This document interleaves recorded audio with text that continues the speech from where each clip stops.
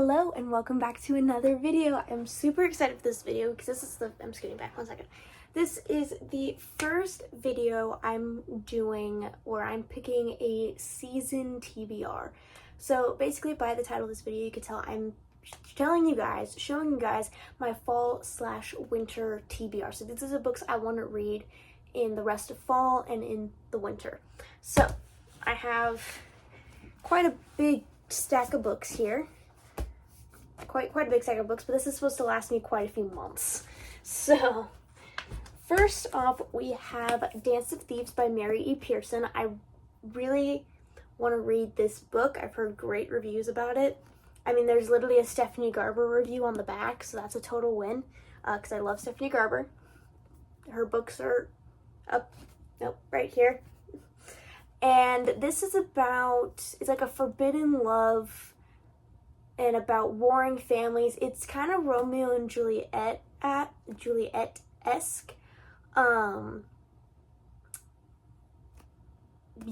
That's kind of all I really know. It's warring families, about a thief, and yeah, that's pretty much all I know about that one.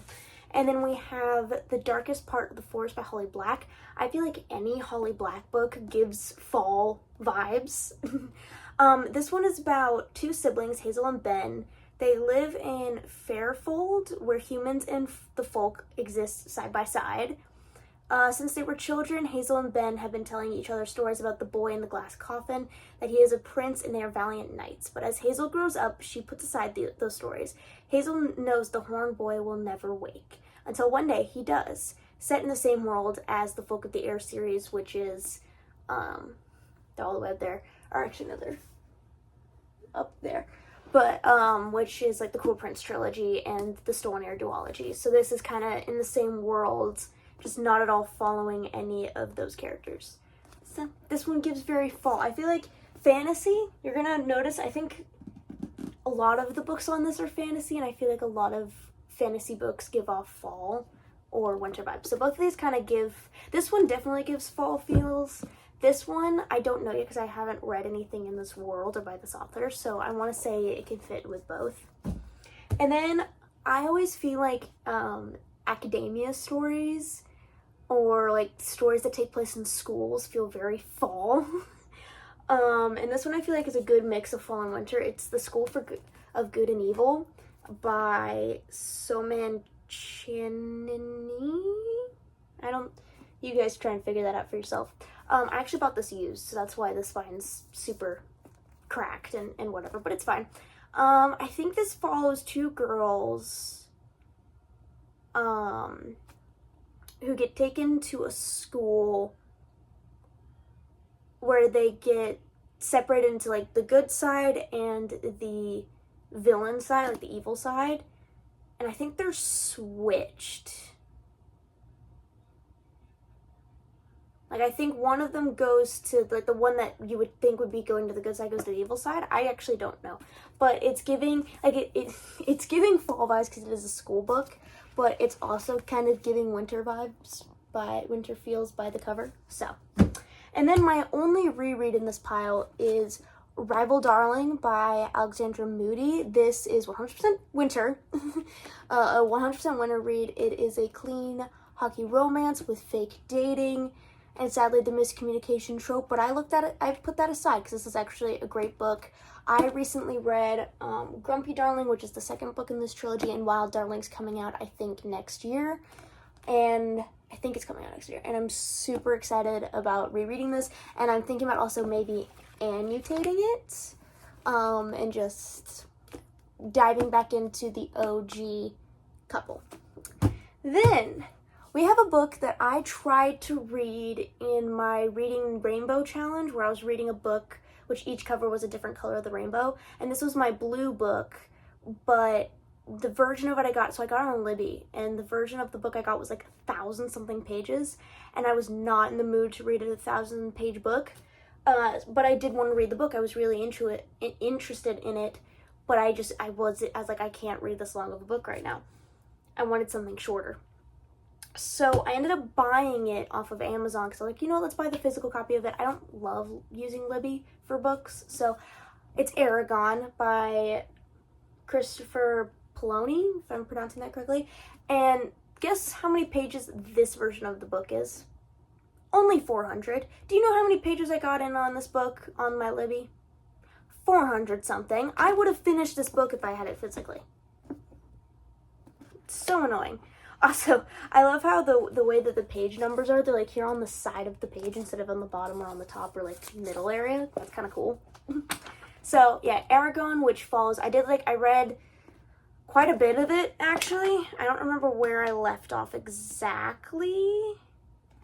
I could probably figure that out though. This follows a boy named Aragon, and he discovers a dragon egg, and the dragon egg ends up hatching, and he becomes its rider. And there's whole bunch of lore around that, and he ends up having to take on the mantle of being a dragon rider and possibly freeing the Empire from a tyrant. That's all I got. And also, this series is really long. The rest of the books are right here behind my head. You have Eldest, which is the second one, and then you have Brazinger, which is the third one, and then Inheritance, which is the fourth one. It's called the Inheritance Cycle series. And then you have Murtagh, which is a book written in a different character's perspective, I think. So I really want to pick this book up again and actually finish it because I did really enjoy it. I just was not in the mood to read a 1,000-page book, as a lot of people are. So now these next two are actually, I'm going to do a little bit of a book haul with these next two and a few other books. I gotta find the other one. Here we go. I don't know if did I talk about that one? Maybe not. Okay. I don't know how much of a, when my last book haul was. I think I did talk about this one. Never mind. Okay. Sorry. So I bought these books recently, and I'll talk to you about them. So these three here are all in the same series. This is a series, fairy tale retelling series written by Kathleen Bird. I read the first one in my reading, I think it was reading my highest rated book on my TBR and the lowest rated book on my TBR. And this was the lowest rated book, but that's because it's not a super popular book. It just didn't have as many ratings. I can't remember what I gave this one, but I actually recently met the author, which was probably the coolest experience in my life, was meeting this author. And I actually, I didn't hate this one. I think I gave it 3 stars. It was a good book. I'm not a huge Pinocchio fan. This is a Pinocchio gender-swapped retelling. But I decided to, and when I was talking with her, I was asking about a bunch of characters from this one, and the series is still being written. It hasn't been finished yet, but these are the next 2 books out. This is an Aladdin retelling, and this is a Cinderella retelling. And I think they're both zero romance books. I think they're all no romance. I know the first one was. I don't know Aladdin maybe, because it is Aladdin, but I'm pretty sure as of right now, I'm pretty sure they're all no romance, purely just friendship connection books. So I have all 3 of these now, and I'll probably be reading them at some point. And then I just got this order in today. That's why this video is being filmed today. I ordered these 3 books off of Thrift Books, which you'll be able to tell because these books are used. All 3 of these were used, and you kind of can pick on Thrift Books how good of a quality you want it to be. I think the one that I got in the best quality was this one, and I think it was this one, and I got this for $9. And then I got these 2 for a little bit less good quality. This one has a cracked spine, but honestly, I don't care. I love books that have character to them. Even a little bit of damage. I actually, if it's still readable, which all of these are still readable. So, let's talk. So we have If We Were Villains by M.L. Rio. This is a mystery. So actually, I didn't buy a lot of fantasies with this order. I bought 2 mysteries and a fantasy. That's new for me. I don't normally do this, but I was like, oh, I need some fall books. This is a fall book. It follows a theater group of kids who are doing a Shakespeare play in school, and they end up someone dies, like a murder happens. And the book takes place technically, like the opening, I think it takes place a decade like after the murder happens, and the guy who got convicted of the murder,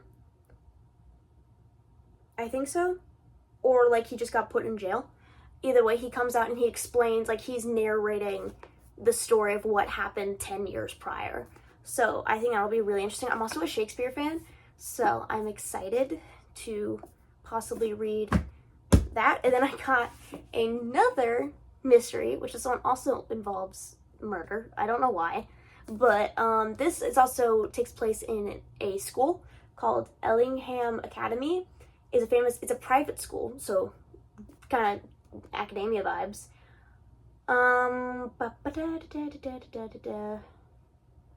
There's this, yeah, there was a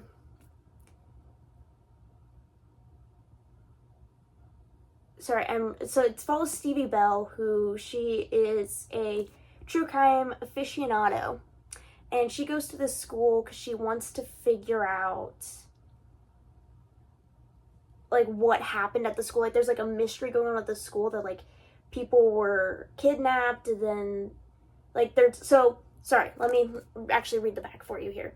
So Ellingham's wife and daughter were kidnapped and they've been missing. So when Stevie goes to this school, she's determined to, it's like they went missing and it's become a cold case. So she's trying to solve this cold case. And apparently the guy, like the truly devious is like the name, or like the name the guy goes, or person, I don't know if it's a guy, goes by, who kidnapped the wife and daughter, and he got away with murder. So there's a murder, and then there's also like missing people.